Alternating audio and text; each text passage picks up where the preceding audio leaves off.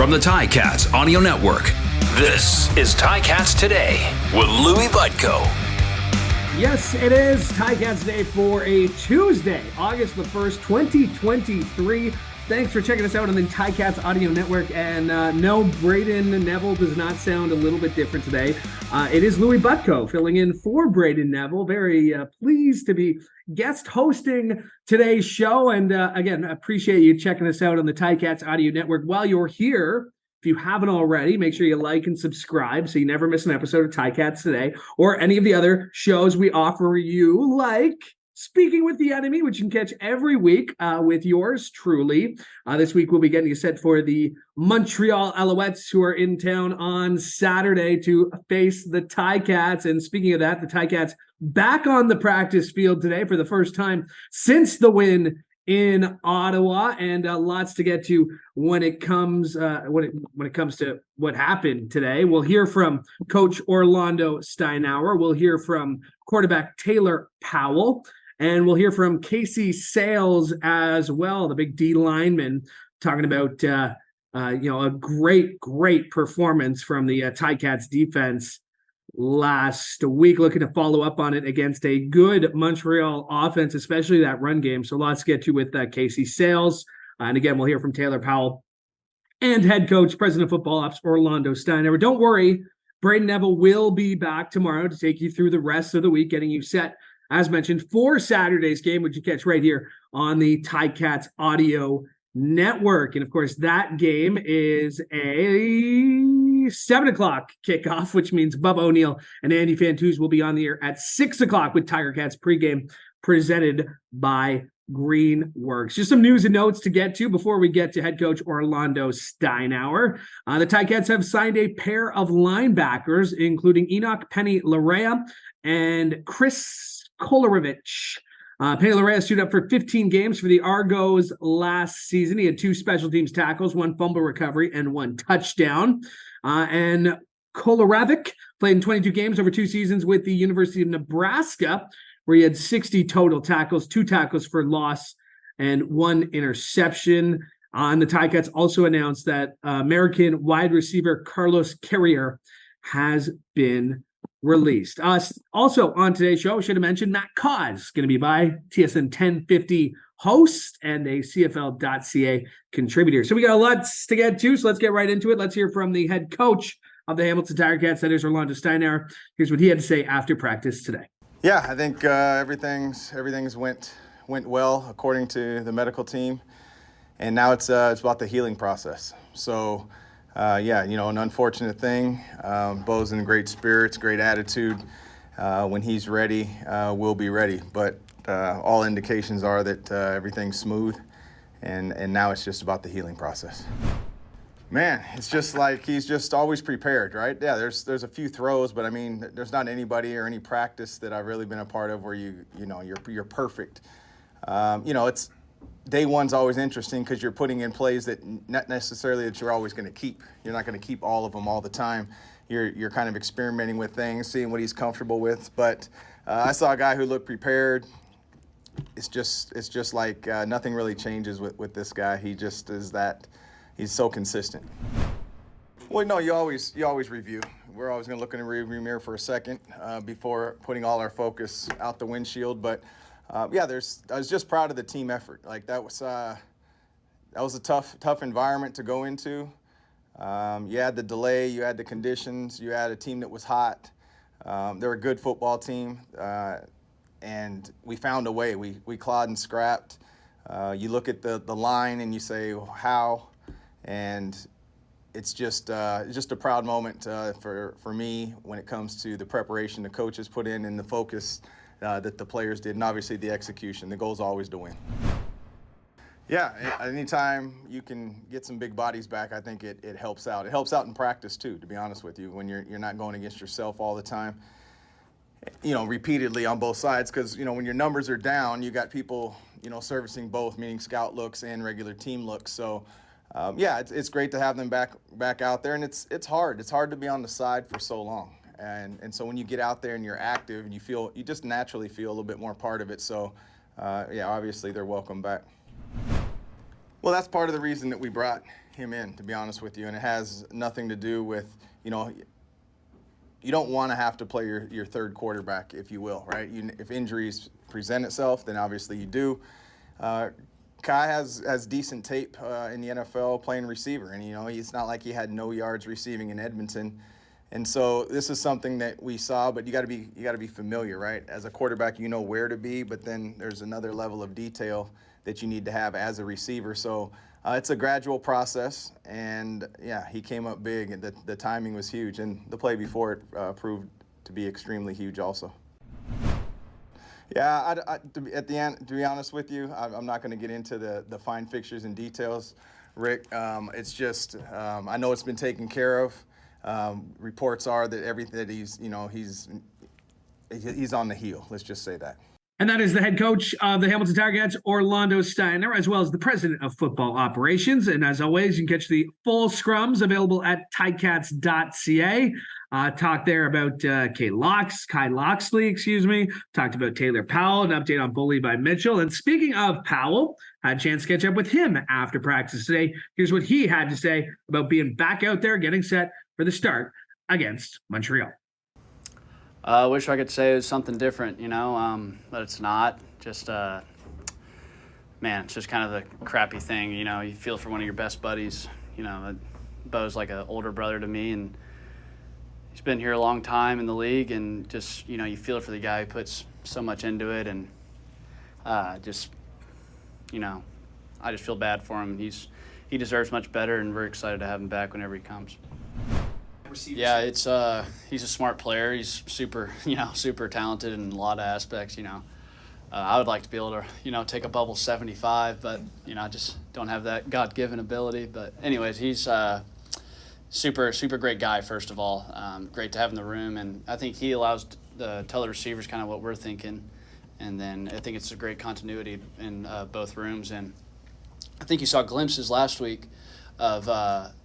Kind of like the passing game's coming together, and I think this week it's going to be really special. So if I could have a Tommy Condell shirt on right now, I would. I've had a lot of great quarterback coaches, and he's easily like the best.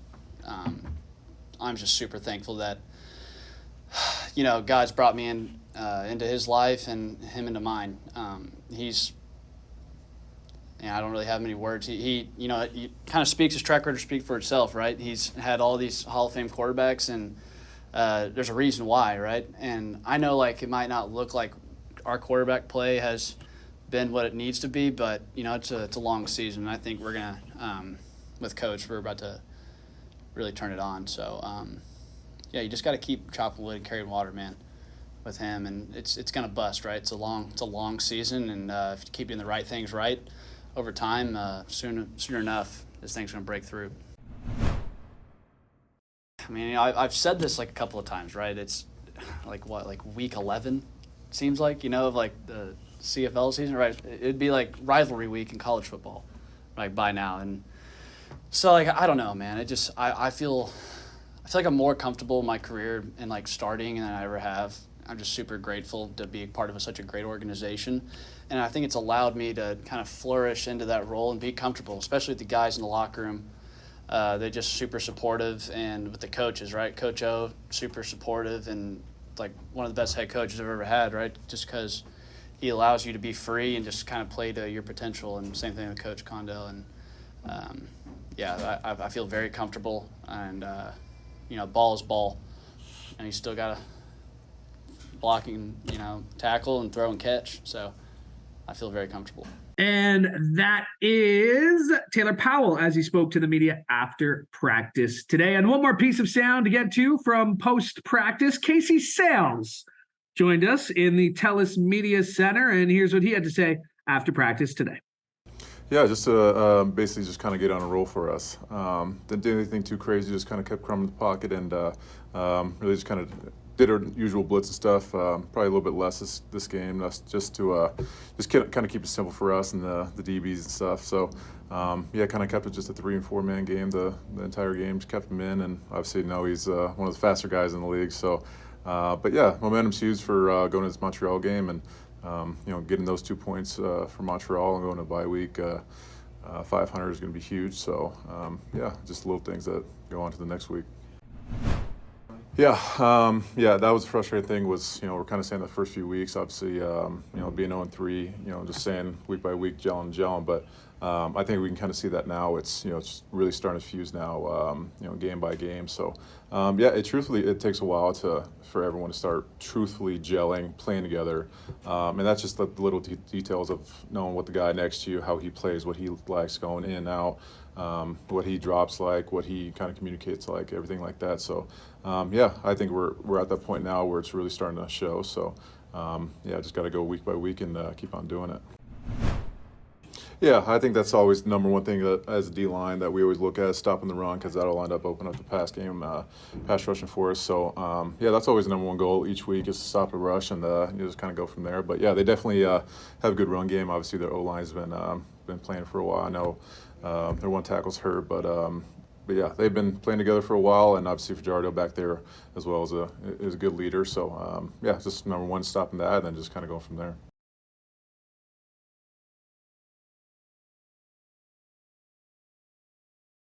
And very pleased now to be joined by my friend Matt Cauz. He hosts Gameplay on TSN 1050 Radio every afternoon, weekday afternoon, and he's with us now. I got the name right. That was good. I was a little nervous. I put myself on the spot. But Matt Cauz, always great to connect with you and talk CFL. Even if my Ticats aren't doing as well as we were expecting them to play this season. No worries. Thank you for that enthusiastic intro. Gameplay every day from 2 to 4, sometimes from 1 to 4. I often do the morning show from 6 to 10. Gameplay used to be called Game Day, and this is radio. We all live a nomadic existence. Isn't that the truth? I always love when the stepbrothers get back together. You and Carlo make for some great radio in the morning. Great way to wake up when you're filling in there. But let's talk about these Ticats, because obviously injuries have been a huge part of it. Hate to see what happened to Bo Levi. What was your initial reaction to what you saw last week at the end of that game? Why was he running the ball?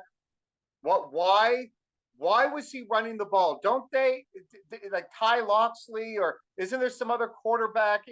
This is the CFL. This is the land of the short yardage quarterback. It got Chris Streveler a Grey Cup and a fur coat. So, like, why was Bo Levi Mitchell out there? And on a day where at least Hamilton could have been happy about what the defensive line did, and they're getting the win, and then it all gets marred by just an unnecessary moment. Yeah, a 6-game injured list. It's an ankle injury. We obviously want to see Bo back. Wasn't the performance? I mean, we are talking about him being hurt and not the 5 interceptions that he threw in that game. Taylor Powell going to be the guy. We've seen tastes of him. What's your initial reaction on Zero? First off, I like the tastes of Taylor Powell. That feels like a very odd video. Listen, we're now in this era of try all the young guys, and we're all learning about the Mid-American Conference. And hey, look, it's working with Dustin Crum. It's not working in Edmonton. I think, like, this is going to sound, I don't know the best way to put this, but it might be the best thing for Hamilton, even though they invested a lot of money in Bo Levi Mitchell. Mitchell wasn't playing well when he was healthy. The dirty secret is Bo Levi Mitchell hasn't been really good for the last couple years. He wasn't good in his last season with Calgary that got him pulled for Jake Mayer. It's been a while since we've seen peak Bo Levi Mitchell. We didn't see that guy, even when he was healthy earlier in the year, overthrowing guys all over the field in the first couple games for the Tiger Cats. And then, as you mentioned, the 5 interceptions. I mean, listen, I hope I'm wrong. I hope he comes back and he sticks it to critics like me, and he's great. It's better for the league. But for Hamilton, it's almost like what we've seen with a lot of teams throughout the CFL. You better have your backup plan ready, because your veteran quarterback that you've known for a long time, Trevor Harris, they might not be around that long. Yeah. Okay, we've been a little negative here to start the show. Let's talk positive. I mean, you talked about that Ticats D-line, Malik Carney with those 2 big back-to-back sacks that really sealed the game. I mean, defensively, I think that was one of the better performances we've seen from this Ticats team in a while. Yeah, Trey Crawford as well, also had 2 sacks. And good for Hamilton for kind of putting the clamps down, where Dustin Crum had a couple weeks where he looked really, really good. And his passing got better. And what we saw from him, on the weekend was the worst version. So, yeah, a ton of credit to Hamilton's defense. I think 4 or 5 of the sacks came from the defensive line. Obviously, that's what you want as a defense. Allow linebackers and defensive backs not to be rushing the quarterback if need be. So absolutely, 100%. That was a big step for them because they're near the bottom defensively. But think of it this way: we can look at the negatives and from a fantasy perspective, what's going on with like a Tim White? How much of that is quarterback driven? But they've got to bye. If they beat Montreal in 2 weeks, they're 500 again. I've heard jokes about how finally there's going to be an Eastern crossover to the West. How much would we love to see that, us being from the Eastern Standard Time Zone over here? So there is things you can be positive about, but a lot of this comes down to can Steinauer and this coaching staff, can they coach up Powell? Can they do for him what the Argonauts have been doing with Chad Kelly, where they've been easing him in? Now that's a different situation because Argonauts better defensively and a better running game, so they've been able to protect the young quarterback. But can they basically with Powell, like getting into a hot tub? You gotta ease yourself into it. Yeah, I mean, you mentioned what the Ticats have been able to do defensively. Looking at the rest of the league, what stood out to you through the first few months here? We're nearing that halfway point. There's a lot of season left to be played. We're into August now today, August 1st. What's jumped out at you league wide? The most positive, unfortunately for you and for your listeners, is the Argonauts. There was a gamble to have Chad Kelly as the starter with 0 CFL experience backing him up. And so far it's worked out. The running game has been even better than I expected. The offensive line isn't giving up many sacks. So I think Toronto right now is the most complete team in the CFL, which is something I wasn't expecting. Beyond that, Calgary, not been as good as I expected. Jake Mayer has been up and down. Edmonton, it's a bummer. Edmonton might be the biggest bummer. They go get Eugene Lewis. They go get Dunbar. They get all these receivers. We saw flashes from Taylor Cornelius. I wanted Edmonton to be good because good Edmonton, that means that we get Chris Jones on the sidelines wearing black in 40-degree heat, and that's always fun.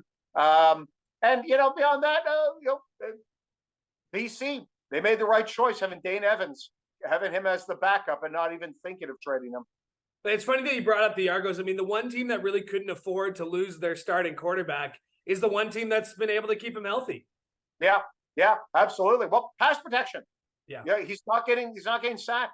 They're one of the top teams in rushing attempts, especially the first couple of weeks of the season. The Argonauts were winning, but Kelly had well under 200 yards. So it was bad for fantasy, but it was good for the football team. But then that Montreal game, the only game they won by single digits, Chad Kelly had like 351 yards. So it's like, okay, he does have it in him, and we'll see if that continues to grow. Just one quick correction. You know how much I hate correcting you. You got your weeks flipped there. Ticats have Montreal this week, the bye next week. That's okay. That's okay, Matt Cauz. I'm going to let it slide because you got to answer this question. What are the Ticats going to have to do at home on Saturday to get back to 500? What are you expecting to see to get the W? They got to put Powell in easy situations. I wouldn't put too much on him early on. And I'm not saying you got to run the ball over the place. No, you don't. But it's got to be more safer passes. I would look for the offense to go from short to deep. That's like, to me, the number one thing that I'm going to be looking for is, and I know his first throw is that beautiful touchdown pass, but make the game easy for him. Don't burden him with too many different checkdowns and read off your third to your fourth option. That's, I think, the first thing I'm looking for. And the second is, hey, defensive line, you won one game for them. You got to do it again. Yeah. I just as I'm watching practice, I see the red jersey, 89, Kay Loxley. Well, an interesting player, right? He listed as the third string quarterback, goes out, has 80-something yards receiving, that big play that really swings the momentum. Have you seen a player like this? No, it's really weird. It actually kind of reminds me of the Chris Jones Saskatchewan days where he was rotating the quarterbacks in and out. It was exciting, but is it the right call to have the quarterback doing a lot of the receiver things? And listen, his athleticism was on display, but that was a short pass. That was a lot about the blocking. Like that 75-yarder at the end of the third quarter, I attribute it as much to the scheme and all the players around Loxley. He also dropped a couple passes. As an outsider, it's fun because it's a novelty. I don't know how sustainable it is. That's we will hopefully. I know Ticats fans will be crossing their fingers, hoping it is sustainable. Matt Cauz, I wish we had more time, but thank you so much for doing this. Appreciate it. Absolutely, and I know I give a lot of love for Toronto, but I'm rooting for Hamilton, McMaster grad. I want to see Powell do well. I want to see more of these young quarterbacks come and show what they can do better for the league. All the best this week, and apologies for the scheduling snafu. But you didn't remember the schedule of my radio show, even Stephen. My thanks to Matt Cauz for joining me today, and my thanks to you. Just like riding a bike, I guess I remember how to do this. Very, very pleased to have filled in for Brayden Neville, but he will be back tomorrow to handle the Ticats Today hosting duties. He's been doing such a great job. Really proud of the kid.